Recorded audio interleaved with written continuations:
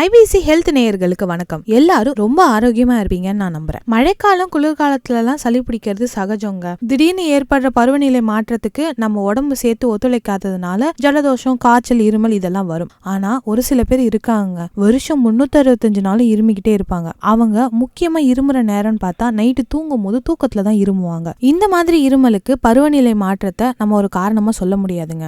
அவங்க உடம்புல immunity power ரொம்பவே கம்மியா இருக்கு. அதாவது ஒரு சின்ன தூசி அவங்க மூக்குக்குள்ள போனாலும் அவங்களுக்கு உடனே சளி பிடிச்சிடும். இந்த மாதிரியான வலு இழந்த உடலை வச்சிருக்க ஆளுங்களுக்கு தான் சீக்கிரமாவே நோய்வாயும் படும். இந்த கொரோனா, டெங்கு மாதிரியான தொற்று நோய்கள்லாம் டக்கு டக்குன்னு அவங்களுக்கு வரும். இப்படி இருக்கிற உடம்ப எப்படி ஆரோக்கியமா மாத்திக்கிறது அப்படின்னு நம்ம பார்க்கலாம். முதல்ல உங்களுக்கு ஏன் இப்படி இம்யூனிட்டி பவர் கம்மியா இருக்குன்ற காரணத்தை கண்டறியணும். சில பேருக்கு ரொம்ப நாளா சுகர், பிபி இருக்கும், ஆனா அதை கவனிக்காம விட்டுருவாங்க. இந்த மாதிரியான கிரானிக்கல் வியாதியை கவனிக்காம விடுறதுனால நம்ம உடம்புல இருக்கிற இம்யூன் பவர் எல்லாம் அந்த வியாதியே நிறைய எடுத்துக்கிட்டு மீதி இருக்கிறதுக்கு கொடுக்காம விட்டுரும். அதனால நமக்கு அடிக்கடி சளி பிடிக்கும். இன்னொன்னு, நம்ம வீட்டுல தூசி துரும்பு இருந்தாலும் இந்த மாதிரி நமக்கு 365 நாளும் சளி பிடிக்கும். அதாவது வீட்டுல ஃபங்கஸ் இருக்கிறது, வீட்டை ஒழுங்கா கூட்டாம இருக்கிறது, நம்ம ஃபேன், ஏசி இதெல்லாம் ஒழுங்கா கிளீன் பண்ணாம இருக்கிறது, இவ்வளவு ஏன் நம்ம படுக்கிற தலகாணி உரையை கூட சில பேர் துவைக்கவே மாட்டாங்களாம். இதனால கூட நமக்கு ஜலதோஷம் வரும். சோ வீட்டை கிளீனா வச்சுக்கிறது ரொம்பவே முக்கியம். அதுக்கடுத்து உங்களோட லங்ஸ், அதாவது நுரையீரலுடைய